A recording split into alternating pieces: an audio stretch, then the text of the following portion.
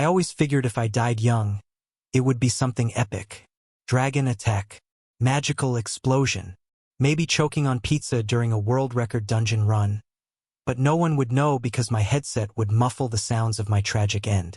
Turns out I was wrong. I did die during a marathon gaming session, but it wasn't even cool. 1 second I was clearing mobs in Kingdoms of Aster, the next my vision blurred, the room tilted, and I face-planted on my keyboard like a budget Shakespeare actor collapsing mid-monologue. Then everything went black. I expected the nothingness to last. Instead, I woke up with a pounding headache and the distinct feeling that I had not died correctly. For one, my body felt wrong. Weak. Like someone handed me the tutorial mode character nobody plays unless they hate themselves. I cracked my eyes open. Stone walls. A narrow bed. A drafty window that tried to freeze my toes off. And this was the troubling part. My hands. They were smaller. Smoother. Definitely not the hands of Evan Carter, world-class procrastinator and owner of a 24-year-old gamer body. No, these were Lauren's hands. Loren, the background decoration of Kingdoms of Aster. A side character the game barely bothered naming. He existed only to walk down a street, get punched by Prince Adrian, and die on the spot because of the world's most dramatic overreaction. My favorite game. My least favorite NPC. And now apparently me. Okay, this is fine. Totally fine. Not panicking at all. I muttered. My voice cracked halfway through, which seemed accurate because Loren was a famously useless 18-year-old. Perfect. I got up, wobbling like a newborn deer who already hated life. The room's wooden door waited for me. On the other side, I could hear footsteps and the rumble of the morning crowd. Right. Lauren's death scene took place outside, in the market street. Which meant if this world followed the script, I had about 20 minutes before Prince Adrian strutted by with his royal guards and decked me. The original Loren just stood there like a confused toaster. I, however, had played this game for thousands of hours. I knew what was coming, and I had no interest in dying twice in one day. I stepped outside, pulling my coat tight as the morning breeze slapped me across the face. The street buzzed with chatter. Vendors bickered. Horses snorted. Someone shouted about apples. It was all too vivid, too real. I kept touching my face to make sure it was truly mine. Spoiler, it wasn't. I wandered toward the marketplace, my brain running laps. If Adrian hit me, I was done. Fate sealed. Goodbye, cruel fantasy world. But maybe, just maybe, I could avoid the punch. Or dodge it. Or run. Or scream. Or throw myself into a haystack. I was open to ideas. Unfortunately, I saw the prince before I saw a way out. Adrian strode down the street in full royal swagger, golden hair shining bright enough to annoy God. His guards surrounded him in a perfect circle of muscle and sharp metal. He looked exactly like his character art, which would have been exciting if I wasn't 5 minutes away from becoming street paste. People bowed. Shops went quiet. I tried to slip away, but the crowd shifted, boxing me in. I felt the universe nudging me forward, whispering, "Go on. Be a good NPC. Stand still and die." I refused. Prince Adrian slowed as he neared me. The script demanded he stop, insult me, raise a hand, and punch Loren so hard he kissed the cobblestones. Not today. He opened his mouth to deliver his villain line. "You there." Panicked, and I punched him first. Not a small punch. Not a polite punch. A full, fear-fueled swing powered by pure survival instinct. My fist connected with the heir to the throne. There was a loud crack that definitely didn't come from me. Adrian's eyes widened. Then he collapsed onto the stone street like a fallen statue. The world stopped breathing. The guards stared at me. The crowd stared at me. Even the horses looked disappointed. I froze, fist still raised, very aware I had just knocked out the future king with all the skill of a terrified raccoon defending stolen trash. "What? He started it," I said, which he absolutely did not, but I wasn't in the mood for historical accuracy. 2 guards tackled me to the ground. Stone met face. Air left lungs. I wheezed like a broken accordion. They shouted things like treason and insane, while I tried to remember how breathing worked. Behind them, Prince Adrian groaned. He pushed himself upright, rubbing his jaw, glaring at me like I had personally ruined his entire week. His eyes locked on mine, furious, confused, and something else. Interest, curiosity, maybe mild annoyance mixed with fascination. Like I was a puzzle he hadn't decided whether to solve or set on fire. He walked toward me slowly, ignoring his guard's protests. He crouched down, grabbed my chin, and tilted my face up so I had no choice but to look him in the eyes. "You are either very stupid or very bold," he said quietly. "In my defense, I'm having a rough morning," I replied. His mouth twitched. Not quite a smile, not quite anger, something in between. Then he ordered the guards, "Take him to the palace. I want to question him myself." Great. Perfect. Punch the prince, get invited home. This was fine. Totally fine. I swear the universe was laughing at me. I always thought getting arrested would feel dramatic. Chains, torches, a grizzled guard shouting something like, "To the dungeons with him." Instead, I got dragged through the palace gates by two bored soldiers who looked like they were debating lunch options while I stumbled behind them like a bag of laundry. Prince Adrian walked ahead of us, not even glancing back. He moved with the kind of posture that said he had never tripped in his entire life, which, honestly, made me want to stick out my foot just to see what would happen. We entered a large hall lined with pillars that probably cost more than my old apartment. The guards shoved me into a chair. Adrian dismissed them with a flick of his hand, then turned to me like he was about to announce a royal execution or, worse, a mandatory etiquette lesson. He leaned against a table and crossed his arms. "You punched me." "Technically, it was just a reaction," I said. His left eye twitched. "You struck the crown prince of Aster." "I know. And hey, thanks for not killing me about it. I appreciate the hospitality." "This is not hospitality." "Well, I'm sitting in a fancy chair and no one has stabbed me yet, so it feels pretty hospitable." He straightened. "Why did you attack me?" "Because you were about to hit me." "I was not." "In the game you were." His brows pulled together. "What game?" "Right. I needed to stop talking like a gamer before I got diagnosed with brain fever. I meant the vibe. Your vibe screamed punch incoming." Adrian exhaled like I was a riddle he regretted picking up. "You speak strangely." "So I've been told." "And you act strangely." Again, classic me. "And you have no sense of respect." "Okay, that one is debatable." He pushed off the table and walked toward me. His boots clicked on the marble floor in a way that felt very intentional. He stopped close enough that I could count the tiny flecks of gold in his eyes. He had the face of someone used to winning arguments before they even started. He tilted his head. "You are awfully calm for someone who assaulted royalty." I'm internally screaming. "I just hide it better than most," I said. He blinked once. Slowly. "You are impossible. Look at us bonding. I want answers. You and me both, buddy." "I am not your buddy." Strong denial there. Very convincing. His jaw clenched so hard I thought I heard teeth grinding. We stared at each other in total silence until the far end of the hall erupted in chaos. A guard burst in, panting. "Your Highness, there is a runaway horse in the courtyard." Adrian groaned into his hands like the entire kingdom existed solely to inconvenience him. "Why can no one handle an animal?" The guard hesitated. "It is headed this way." "What?" Adrian snapped. The answer arrived before the guard could give it. A frantic whinny echoed through the hall. I turned as a full-grown horse barreled through the open doors, eyes wild, hooves clattering across the marble. I jumped to my feet. Why is it always horses? Why can't it ever be, I don't know, a runaway puppy? Adrian grabbed my arm. "Move." "I am moving." "You are moving in the wrong direction." "I am panicking." "Let me panic my way." The horse thundered straight toward us. Adrian yanked me behind a pillar, but the animal swerved at the last second, skidding on the floor. The saddle slipped, throwing off its balance.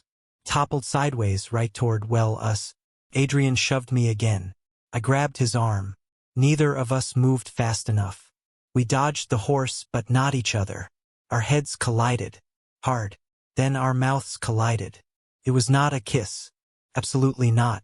It was a clumsy, accidental lip bump caused by fear, bad positioning, and a suicidal horse. But my brain didn't care about context.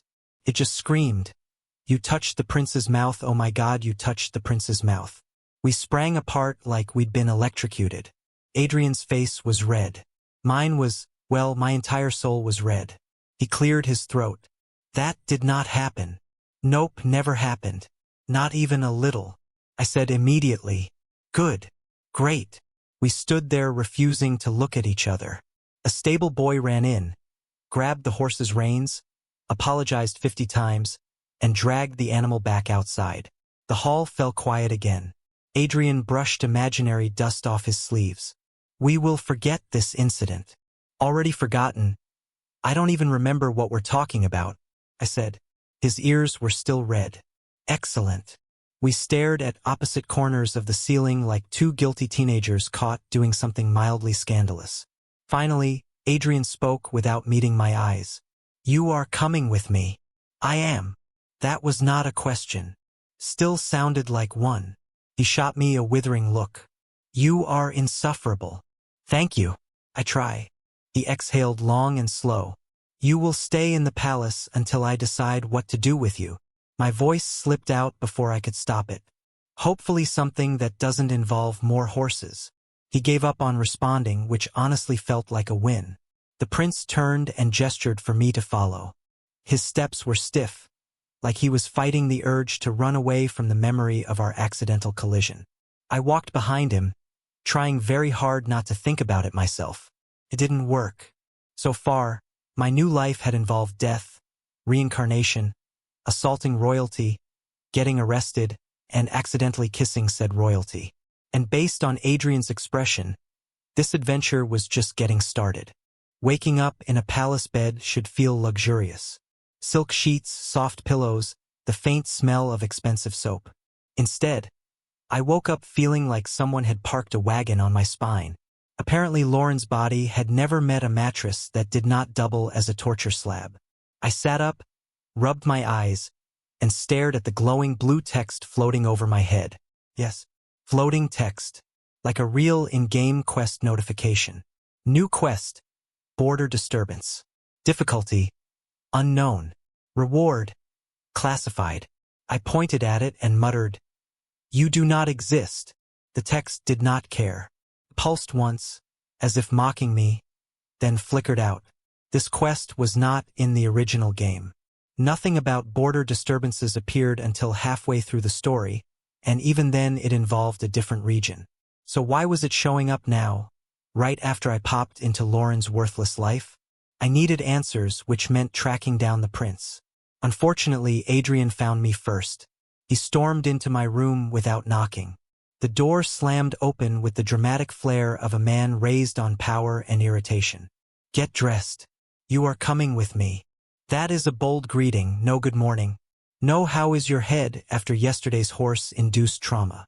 I said. He did not respond. He tossed a folded outfit at me. I barely caught it. Leather straps, reinforced sleeves, travel cloak. It looked suspiciously like gear from the early game routes. I narrowed my eyes. "What is this?" "Your punishment." "For what? The punch or the accidental lip collision?" His ears went pink again.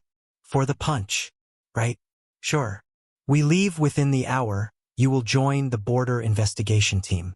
If you slow us down, I will leave you there," he said. I raised my hand. Question. "Who put you in charge of my life?" "I did. Do not make me regret sparing you." He turned on his heel. "You already regret it. It is in your walk." I called after him. He stopped for half a second, shoulders tense, then kept going. Small victory for me. We left the palace with a small group of soldiers and enough supplies to survive a month or two. I could not stop staring at the forest ahead. In the game, these woods were beginner zones, full of mildly threatening wildlife and tutorial monsters that liked dropping useless loot. That was not what waited for us. The trees were darker, taller, their branches twisted like they were hiding secrets. Something had changed the world, and the worst part was I had no idea how far the changes went. Adrian rode ahead on a glossy black horse. I trudged beside him on foot, because apparently I was not important enough for a mount. I squinted at him. It must be nice being a prince. You get the fancy horse, the shiny armor, and the privilege of bossing me around. You are not trained to ride. I can learn. You will fall. I fall with style. His jaw flexed. It was his new favorite move around me. Stop talking. You love when I talk. No, I do not. Then why are you smiling? He was, in fact, smiling. Barely. Just a tiny curve at the corner of his mouth. He immediately wiped it off his face. You are mistaken. The forest trail narrowed as we went deeper. Familiar monster cries echoed through the trees. I recognized them instantly. I also recognized the ground beneath my feet, which was not great, because I knew this exact spot. This cliff path collapsed in the game. Like right about now. The dirt beneath me shivered. Oh, come on, universe. Can you chill for one day? I said. Adrian turned. What is wrong? The ground is about to kill us. That is not helpful. I did not say it was helpful. I said it was happening. The tremor hit harder. Stones cracked.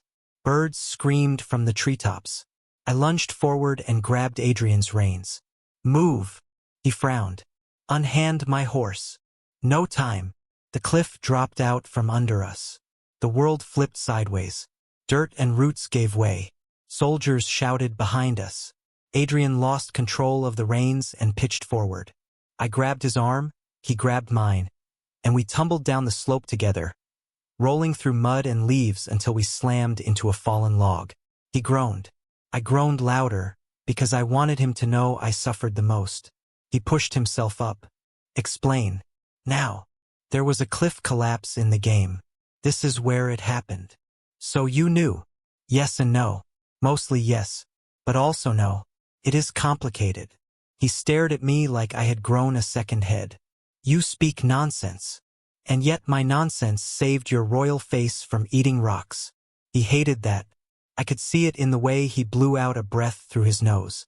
We regrouped with the soldiers and continued deeper into the forest. The swamp came next. I knew the monsters here. Slimy, fast, and fond of ambushes.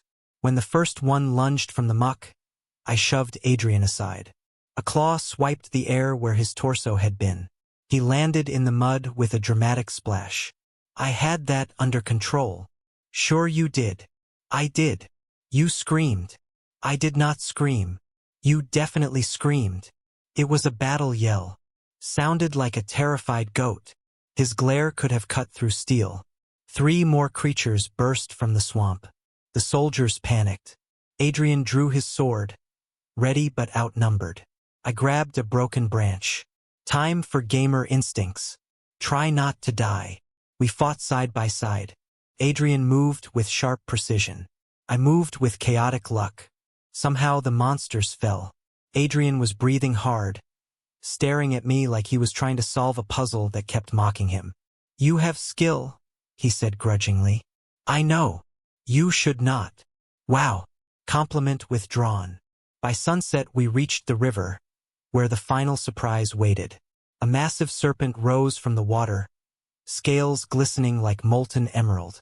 Definitely not in the beginner area. Definitely not legal. Adrian stepped forward. Stay behind me. Nope. Yes. Nope. You are unbearable. Again, thank you. The serpent lunged. Adrian swung. I threw a rock at its face. Not heroic, but surprisingly effective. The creature focused on me instead, which was rude, considering I was the weakest link. It struck. I dodged. Barely. Adrian grabbed my collar and yanked me back. Do not be reckless. Too late, I wheezed. Together we distracted the beast long enough for the soldiers to pin it down with spears. When the serpent finally slumped, defeated, Adrian looked at me with an expression I had never seen before. Pride. Soft, reluctant, extremely annoyed pride. Do not let this go to your head, he said. I already did. I can tell. He turned away, pretending he was not impressed. He absolutely was. And I pretended I did not like that. I absolutely did. By the time we reached the clearing, I was ready to throw myself face first into the nearest patch of grass and never move again. My legs ached. My arms ached. Even my hair somehow ached. The soldiers moved efficiently. Already unpacking supplies and pitching tents like this was just another peaceful Tuesday. Meanwhile, Adrian and I stared at the tent assigned to us. One tent.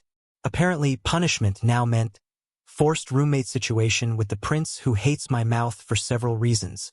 Adrian crossed his arms. Set it up. I raised one eyebrow. Set it up. Yes. Me. Yes. You want me, someone who died while gaming, to perform manual labor. You are not fragile, says the man who fell into a swamp 12 hours ago. His jaw tightened. We will do it together. And ruin royal nails? Shocking. He ignored me and grabbed one corner of the canvas. I took the other. Our teamwork lasted all of 3 seconds before the tent collapsed on top of us like it had personal grudges. Adrian made a sharp, irritated noise. You pulled it wrong. You pulled it wrong. I know how to pitch a tent. Do you, because this one disagrees? I said, waving at the heap of fabric swallowing our feet. He threw the rope at me. Hold this. What am I, your coat rack? Yes, for the next 5 minutes. I grumbled but held it. He tied knots with the speed of someone who hated losing. The moment he stepped back to admire his work, the tent sagged sideways and hit the ground again. I snorted. I did not mean to snort.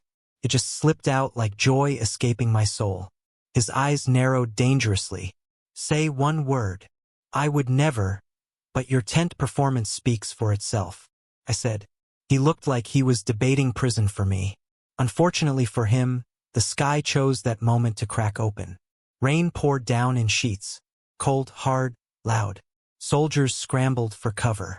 Our half-built tent flopped in the mud like a dying fish. Adrian grabbed my wrist. Tree. Now.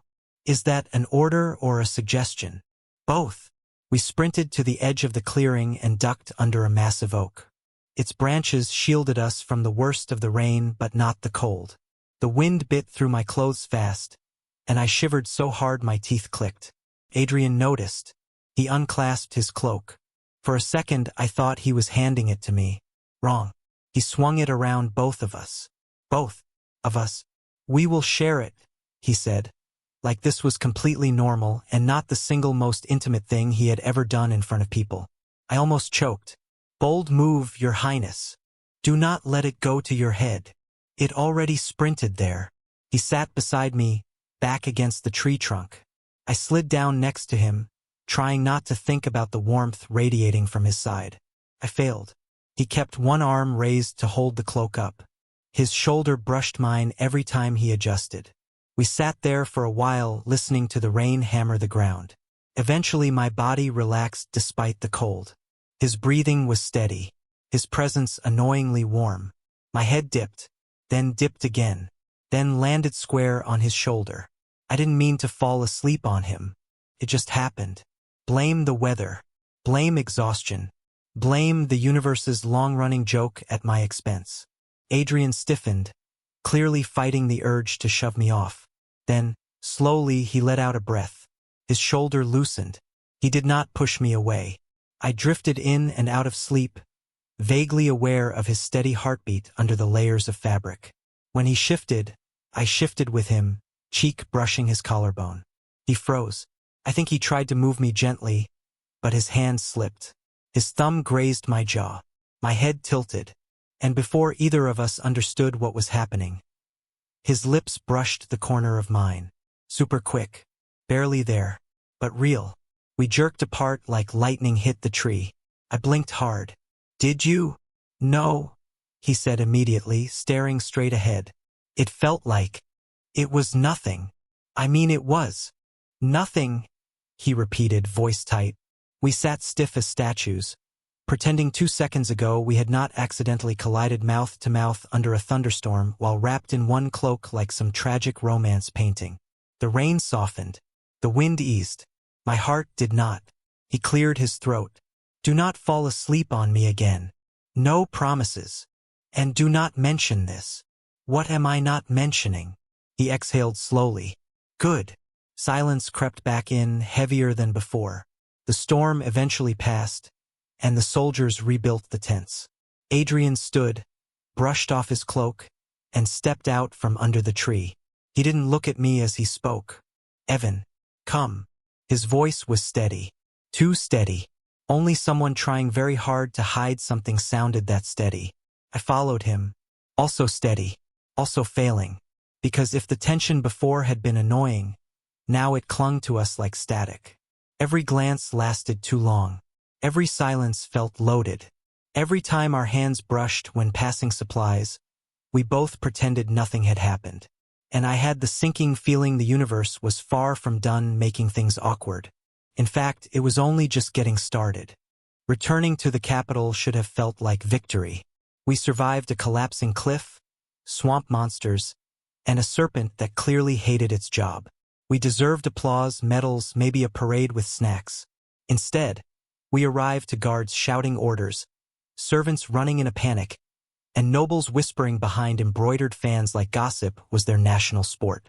Adrian dismounted with that stiff royal posture he used when he was seconds away from yelling but trying to pretend he was fine. I walked next to him like a lost tourist. A soldier bowed. Your Highness, the council demands your presence. Adrian's voice chilled. For what reason? The rebellion in the south. They say it is your fault. I blinked. Wow, that escalated fast. Adrian shot me a look that said, do not make this worse. Which, of course, only encouraged me. We were escorted into the High Council chamber. A long oval table stood at the center, surrounded by people who looked allergic to fun. At the head sat Victor, the royal advisor, a man whose smile belonged in a museum labeled, Suspicious Items That Kill You. Victor bowed. Your Highness, you return at last. Adrian's jaw tightened. Explain why my name is being tied to rebellion. Victor gave a gentle, false sigh. Reports claim the rebels act in your name. They speak of a prince dissatisfied with the king. They call you a symbol. Adrian's face darkened. I have done nothing of the sort. Victor nodded, all sympathy. Of course not, Your Highness. No one here believes such slander. But rumors spread, especially when fueled by certain companions. And then he looked at me. Everyone looked at me. I raised both hands. Okay. Before anyone assumes anything, I have not inspired a rebellion. I am not inspiring a rebellion. I do not have the attention span to inspire a rebellion. Victor's eyes gleamed. There are whispers that you have grown quite close to the prince. I have not, Adrian snapped before I could answer. Ouch. Not that I wanted him to admit anything. Still stung though. Victor continued, voice light as poison. Some claim this outsider is influencing you, seducing you for political gain. I choked. What? No. Have you seen me? I can't seduce my way out of a paper bag. That is enough. Evan has done nothing but assist me. These accusations are beneath you, Adrian said, stepping between me and the table. Victor placed a hand on his chest like a wounded saint. My prince, I worry for your safety. You brought this stranger so close, without vetting him? People talk. People are fools, Adrian said. Victor gave a soft smile. Perhaps, but the danger remains. And I will continue to advise His Highness on what protects him best, even if he dislikes the truth. Translation. I hate Evan and I plan to ruin his life. I whispered to Adrian. Your advisor wants me dead. Adrian whispered back. He wants everyone dead. That was reassuring. Later, in the palace corridor, I paced while Adrian watched me with that mix of irritation and concern he pretended not to feel. So let me get this straight, I said. There is a rebellion forming. People think you're leading it. Victor is using that to turn the court against you. And now I'm the scandal of the month because apparently I seduced you. You did not, Adrian said quickly. Too quickly. I smirked. Relax. I know I didn't. I don't even know how one seduces a prince. Do I bow aggressively? Wink suspiciously. Offer you snacks. His ears pinkened. Stop talking. Never. But beneath the playful tone, the truth sat heavy. The plot had changed. The game's story had veered off its rails. Someone was rewriting events from the shadows. Someone who wanted Adrian blamed. And me removed. I took a breath. Adrian, we need to find whoever is behind this. It is the rebels. No, rebels don't rewrite quests. Someone is messing with the world itself. Like they're altering the game code. He frowned. Again with your strange terms. I know how it sounds, but everything started changing after I arrived. New quests, wrong monsters, wrong events. Someone is controlling the narrative. And you suspect. Victor, he has villain energy. The posture is too perfect. He talks like he's about to monologue. I said without hesitation. Adrian looked away, conflicted. Victor has served my father for years. He raised me when the king could not. That explains the trauma. He glared again, but it lacked heat. Fine, we will look into it. But quietly, he said. Since when am I quiet? Since now. Impossible. He pinched the bridge of his nose. Why do I tolerate you? My charm. Your existence is chaos. Same thing. He actually laughed. A small, rare sound that did something weird to my insides. Night fell over the capital. The two of us slipped into the lower streets where the rebellion rumors originated. It was supposed to be a discreet operation. A quick investigation. Zero drama. Naturally, everything went wrong. A group of masked rebels cornered us in a narrow alley. Rough cloaks. Daggers drawn. They didn't chant Adrian's name like the rumors claimed. They cursed it. Our prince sides with the nobles, he would let us starve. One hissed. No, Adrian said. They lunged. Adrian reached for his sword. I grabbed a wooden signpost because that was the best weapon available and also because I enjoy being a disappointment. Steel clashed. Sparks flew. Adrian fought like someone who had trained his whole life.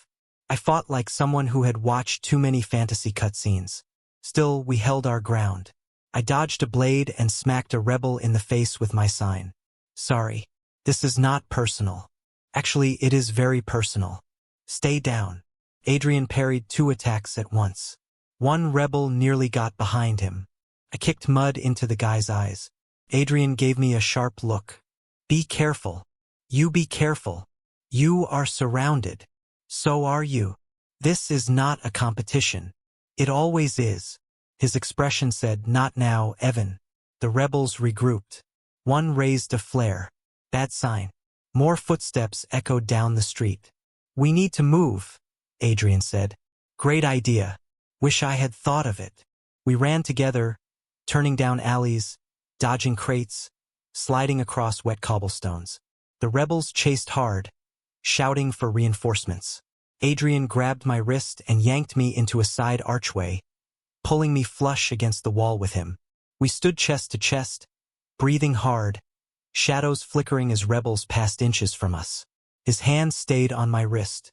My pulse was ridiculous, loud, obvious. He whispered, "Do not make a sound." I nodded. He didn't move his hand. Neither did I. When the rebels finally vanished, Adrian released me slowly. Too slowly for someone who supposedly felt nothing. I swallowed. So, that was fun. He stared at me. You are trouble. Good trouble. He looked away, then back, then away again like his brain was short-circuiting. Come, we must get back before Victor spreads more lies, he said finally, voice tight. Victor wishes he had my charisma. I wish you had his manners. Ouch. But he smiled, just a tiny bit. And like it or not, we were in this together now. Side by side. Against rebels, conspiracies, and definitely against Victor and his villain eyebrows. And maybe against whoever thought they could rewrite the game's story without consequences. Because if someone wanted to play God, then fine. But I was done being a powerless NPC. I always imagined getting kidnapped would involve a dramatic chase, a heroic struggle, maybe a witty one-liner before the bag went over my head. Instead, I got jumped behind a bakery while reaching for a free sample. 1 second I was thinking, pastry. The next someone jabbed something sharp into my neck. I did not even get to scream. Rude. When I woke up, my wrists were tied behind me, my ankles bound, and my head pounding like 10 drummers fighting for the lead solo. I lay on a dirty wooden floor staring up at hay bundles stacked to the ceiling. A barn. Great. Kidnapped and itchy. My luck was aggressively consistent. 3 rebels argued nearby. One paced. One polished a blade. One glared at me like I had personally offended his ancestors. "He's awake," the glary one said. I smiled weakly. "Hi. I don't suppose this is a misunderstanding, and you actually brought me here for cookies." The pacing one stepped forward. "You belong to the prince." "I don't belong to anyone," I said. "You are his weakness." Still offended, but continue. "You will remain here until the prince comes for you. He will surrender when he sees you suffer." I blinked. Okay, 2 issues. 1, Adrian does not surrender. Ever. I've seen him argue with a tree. He won. Secondly, why me? "You are always at his side, he protects you," the blade guy said. Protect is a strong word. Annoyed babysitting is closer. "He cares for you." I snorted. "He absolutely does not." They exchanged a look that said, "This fool has no idea." Before I could demand clarification, the barn doors exploded inward. Yes, exploded. Wood shattered. Dust filled the air. And through the settling clouds stepped Adrian. Alone. Sword drawn. Eyes wild. Hair doing that royal dramatic thing it somehow always does during emotional moments. My kidnappers froze. I froze harder. Adrian's voice came out raw. "Let him go." The rebel leader scoffed. "Come any closer and—" Adrian charged. Not the composed, disciplined fighting style he usually used. No, this was pure rage. Like someone had unplugged his restraint settings and installed berserker mode. Steel clanged. Rebels shouted. I rolled sideways attempting to be helpful, but my legs were tied, so I mostly worm-wiggled across the floor like a tragic slug. Adrian cut through them fast. Too fast. It was reckless, messy, and terrifying in a weirdly flattering way. Within minutes, the rebels fled out the back, leaving us alone in the barn. Adrian dropped his sword and rushed to me, kneeling so close our foreheads almost touched. "Evan, are you hurt?" he said, voice cracking in a way I had never heard. I blinked at him. I was kidnapped, tied up, and used as political bait. But overall, 7 out of 10. He didn't laugh. His hands shook slightly while he untied my wrists. "You scared me," he said quietly. "I scare everyone. It's part of the charm." "I am serious." "So am I." Once my hands were free, I flexed them and winced. Adrian caught both wrists gently, inspecting the rope marks like they were mortal wounds. His expression darkened. "They will pay. They already ran, probably halfway to the next kingdom."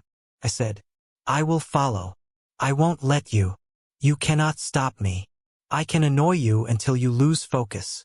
He glared, which proved I had won. Before I could enjoy the victory, the smell of smoke hit my nose. We both turned. One of the rebels' lanterns had shattered during the fight. Flames spread across the hay. Fast. Adrian cursed under his breath, grabbed my arm, and pulled me toward a ladder leading to the attic loft. "Up," he ordered. "Why are we going higher in the burning building? The exit is blocked." "I love this plan." He pushed me up the ladder. Heat chased after us. Smoke rose in thick waves. When we reached the cramped attic, we crawled into a wedge between the rafters. It was barely big enough for one person. 2 meant we had to press together, shoulder to chest to chest. Basically one blended human panic smoothie. Adrian draped his cloak around us to block the smoke. His face was inches from mine. The fire crackled below, lighting his eyes with uneven orange streaks. "Stay awake," he said, gripping my shoulder. "Trying," I wheezed. The heat grew. The wood beneath us groaned. Somewhere below, the barn walls collapsed. Sparks shot upward. My foot slipped on the uneven beam. I grabbed the nearest thing, which happened to be Adrian's collar. He grabbed my waist to steady me. Our faces slammed together. Not a bump. Not an accident. A kiss. Hot. Desperate. Breathless. For one shocked, electric second, neither of us moved. His lips were warm. His breath shaky. My fingers clenched the fabric at his collar like I was afraid he would disappear if I let go. Then, instead of pulling back, he deepened it. Just slightly. Just enough to make my brain shut down entirely. When we finally separated, both of us gasped like we had swallowed fire. Adrian stared at me, stunned. That was stress, totally stress. Heat, smoke, you know. Near-death bonding. I blurted. Yes, stress. He said quickly. Obviously. Absolutely. We nodded in perfect synchronization like two idiots lying to ourselves and each other. Below us, the barn crackled. Soldiers shouted outside. The roof began to give way. Adrian pulled me close again, holding me against him as embers drifted through the air around us. This is not over, he whispered. The fire. No. This. My heartbeat tried to escape my chest. Rescue finally arrived. The roof was broken open. Arms pulled us out. Cool air hit my lungs. Adrian stayed near me the whole time, hovering like I might evaporate. Everyone assumed we were shaken from the smoke. We were, but not in the way they thought. We walked back to the palace in silence, not touching but too aware of each other to pretend the kiss hadn't happened. Stress, we said. Panic, we said. But our hearts weren't listening. And the worst part was, neither was I. I always knew Victor was suspicious. Anyone that cleanly shaved with eyebrows that judgmental was clearly plotting something. But even I didn't expect him to go all surprise. I'm the secret traitor in the middle of a council meeting. It started with shouting, council members scrambling, papers thrown, and Victor standing in the center like a smug statue holding a sealed decree. This is evidence of the prince's treason, he announced. Q gasps. I swear one old guy nearly fainted just for the drama points. Adrian grabbed the parchment, eyes narrowing. This is forged. Victor bowed with mock respect. Of course you'd say that. A guilty man always denies. I stepped forward. A guilty man also may stab you in the face. Adrian isn't doing that, which proves he's innocent. You're welcome. The council stared at me like I was a stray dog that learned to talk. Victor ignored me. We have testimony from multiple witnesses, and undeniable proof that the prince has been directing rebel forces. That is a lie, Adrian growled. The kingdom deserves stability, you threaten that, Victor said. Guards moved in, surrounding us. My stomach dropped. Adrian's hand brushed mine. Tiny, brief, but enough to ground me for half a second before everything exploded. Adrian drew his sword. Guards drew theirs. I grabbed Adrian's arm before he could make a very permanent, very stabby mistake. Adrian, don't. They want you to resist. They want me dead, he said through clenched teeth. And you fighting here will give them what they want. He glared at Victor. I will not let you twist this kingdom. Victor smiled, the kind of smile that deserved to be thrown off a tower. It's already done. Then he issued the order. Take the prince. Everything dissolved into chaos. We escaped only because the guards were too stunned by the audacity of Adrian punching one of them unconscious with the flat of his blade. We bolted down the side hall, out the service door, and into the palace gardens. Night air hit us. Cold, quiet, heavy. Adrian caught his breath against a stone pillar. Victor planned this for months. Yeah, he has betrayal energy, I said. He turned to me, eyes sharp. We need to leave the capital. Regroup. Gather loyal forces. Right? But first, we need to talk. Now is not the time. It is exactly the time because I think Victor knows something about me. Something he shouldn't, I said. Adrian froze. What do you mean? My tongue suddenly felt too big for my mouth. I had spent so long hiding the truth, bending it, patching lies together like duct tape. But everything was collapsing too fast. Adrian, I'm not really Loren, I said, swallowing hard. His expression didn't change at first. Then it cracked, small but sharp enough to hurt. What are you saying? I'm someone else. from somewhere else. I didn't just wake up with memory loss. I woke up in Lauren's body. I don't belong here. He stared at me, breath gone. You told me your memory's blurred. I lied. Why? He whispered. Because I didn't think you'd believe me. Because I didn't know if telling you would break something. Because I was trying to survive. You should have trusted me. I should have. And I wanted to. But this world isn't supposed to work like this. You weren't supposed to be the villain. Loren was supposed to die. I wasn't meant to replace him. Someone rewrote it all. You expect me to accept that you are some outsider who fell into my life by accident. He snapped. Yes, because it's the truth, I said. He looked away. All this time, I thought you were hiding because you were scared. But you were hiding yourself. That's not fair. That is exactly fair. I trusted you more than anyone, and you lied. He said. Adrian, do you even care? Or am I just part of some story you already know the ending to? He asked quietly.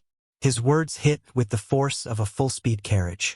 I care more than I should, more than makes sense. That's why I'm telling you now, I said, voice cracking. He shook his head. It is too late. Before I could stop him, he stepped back. The garden gate burst open. Guards poured in. Adrian lifted his hands slowly as they surrounded him. Do not come closer, he warned me. But this is my choice. It's a stupid choice. Still mine. Victor strode in like a smug peacock. Your Highness, the kingdom thanks you for your cooperation. Adrian didn't look at him. He looked at me, and that hurt worse. 2 guards grabbed his arms. He didn't resist. Adrian, please, I whispered. His gaze held mine for one final, breathless second. Then he looked away, shutting me out.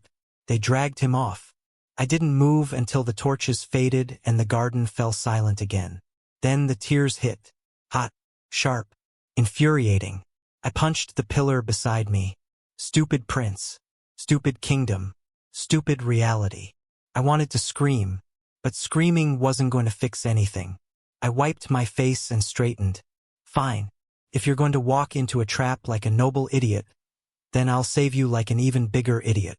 The book from the forbidden library weighed heavily under my cloak. Someone was rewriting this world. Someone wanted Adrian to fall. Someone wanted me to disappear. Well, too bad. I wasn't done. And if the story wanted a villain, it could choke on the plot twist I was about to force-feed it. I marched into the dark, toward the danger, toward whatever came next. If Adrian was going down, I was going down swinging, and fate could deal with it. Storming a palace alone sounds like a terrible idea because it is, but apparently my life philosophy had evolved into bad ideas only. So I went for it. Night cloaked the palace in cold blue light. Guards patrolled the walls. Shadows stretched across the courtyard like they were waiting for something stupid to happen. I obliged. All right, game logic. If this world keeps glitching, then some shortcuts should still exist. I whispered to myself, crouched behind a hedge. There was a specific path I remembered from the game. A maintenance route the devs forgot to patch. Basically a backdoor for sneaky players and idiots who thought shortcuts were romantic. Guess which one I was. I sprinted across the garden, jumped the low stone border, climbed onto the water barrel, then grabbed the ledge above it. My fingers stung. My arms wobbled. But I hauled myself up anyway and rolled onto the narrow balcony like a bargain bin assassin. 2 guards turned the corner. Oh, come on, I muttered. I ducked behind a pillar, crept up behind them, and tapped one on the shoulder. He turned, punched him. His friend swung his spear. I tripped over my own foot, fell, and accidentally kicked him in the knee. He went down screaming. See? Totally planned, I said, breathless. Once inside, the palace halls felt wrong. The air hummed with unstable magic. The torches flickered in unnatural patterns. The walls seemed thinner, like reality was stretched too tight. Victor's doing. I followed the faint trail of Adrian's energy or presence or whatever mystical nonsense my brain imagined, all the way to the throne room. The massive doors stood slightly open, leaking eerie light. I shoved them aside. Victor stood at the center of the room, surrounded by twisting strings of glowing script hovering in the air, shifting and rippling like living code. It reminded me of a corrupted save file, a glitchy nightmare. Adrian knelt before him, bound by chains made not of metal but of raw magic. His head hung low, but when he heard me he looked up, eyes widening. "Evan, why are you here?" He breathed, horrified. "I got bored. And also your life is my problem now," I said. Victor laughed, slow and cold. "You really are a stubborn infection. I should have erased you the moment you arrived." I stared at him. Wow, great villain line. Very original. "Did you practice in the mirror?" He frowned. "You do not belong in this world. Tell me something new. You were never meant to exist. You replaced Loren by accident. A glitch that should have been impossible. And yet you arrived, breaking the script, weakening the seals, making the world malleable." He hissed. "So you decided to play evil author, rewrite everything. Make yourself the puppet master." I said. "I restored balance. I removed the prince from power, aligned the kingdom under my control, and corrected the story. But you keep ruining the ending." Victor snapped. I pointed at Adrian. "He isn't the villain of this story. He was, until you changed him," Victor said. I froze. Adrian's breath hitched. Victor smiled thinly. "You altered his fate simply by existing. You dragged him off the path of darkness. You softened him. You made him hesitate. You made him weak." "Adrian isn't weak. He's a disaster." "Sure, but weak is not the word," I said. "He feels you did that." Victor spat. Adrian looked at me with something raw in his eyes. Something close to fear. Something close to hope. Victor lifted a hand, and the glowing script tightened around Adrian, making him gasp. "Let him go," I said. "Make me." So I did something stupid. I attacked. Game logic said running at the boss without a plan was suicide, but real-world logic said I didn't care. I grabbed one of the heavy candelabras and swung it like a baseball bat. Flames scattered. Sparks flew. Victor ducked. "You insolent little—" Yeah, insult me later," I said, swinging again. He snapped his fingers. Magic lashed out, hitting me square in the chest. The force threw me backward. I slammed into a pillar so hard stars burst behind my eyes. Awesome. Perfect. Loved that. I struggled to get up. Victor stepped forward, gathering a spear of pure magic in his hand. The world trembled. The glowing script intensified. He aimed at Adrian. "No!" I shouted. My legs moved before my brain did. Adrian yelled, "Evan, stop!" But I didn't. The spear flew. I threw myself between them, and pain tore through me like fire and ice fused into a single terrible blade. My breath vanished. My vision blurred. I fell into Adrian's arms, the world warping around us. Adrian's voice cracked open. Evan, look at me. I'm trying." I choked, everything shaking. He held me like I was something fragile. His hands trembled. His eyes burned. "Do not close your eyes. That's unfair. They're heavy." I whispered, "Stay awake, stay with me." He ordered, voice breaking. Victor laughed softly. Tragic, but predictable. I hated him so much. Adrian cupped my face, desperate, angry, terrified. "You idiot. Why would you do that?" He whispered. "Because your face was about to be ruined. Someone had to save the kingdom from that tragedy." I said weakly. His breath hitched. Then he leaned down and kissed me. Not soft, not cautious. A fierce, grounding, heart-stopping kiss that dragged me back from the edge of darkness. His hands held me steady. His lips moved against mine like he was refusing to let me slip away. Magic surged around us. His chain binds cracked. The glowing script flickered violently. Victor shouted, "Stop!" We didn't. The chains shattered. The script unraveled. The entire room shook as the twisted magic collapsed in a burst of wild energy. The corrupted symbols froze, then dissolved into harmless light. Victor staggered back, screaming as the power he stole tore away from him. He collapsed onto the floor, unconscious or powerless or both. Adrian held me against his chest, refusing to let go. His forehead pressed against mine. "You cannot die. I will not allow it," he whispered. "I'm not planning to. Hurts like hell though," I muttered. "We will fix it together," he said, voice steadying. And somehow the pain eased. The world steadied. Color returned. My breath evened. The broken story healed itself around us. Not because of fate, but because we chose differently. Later, after the guards arrested Victor and the palace stopped shaking, Adrian and I sat on the balcony overlooking the dawn. "I don't know what comes next," he said quietly. "Good. If we knew, life would be boring," I replied. He looked at me, soft and serious. "Then stay. Not as my subject. Not as my responsibility. As my partner." I blinked. Wow, that was direct.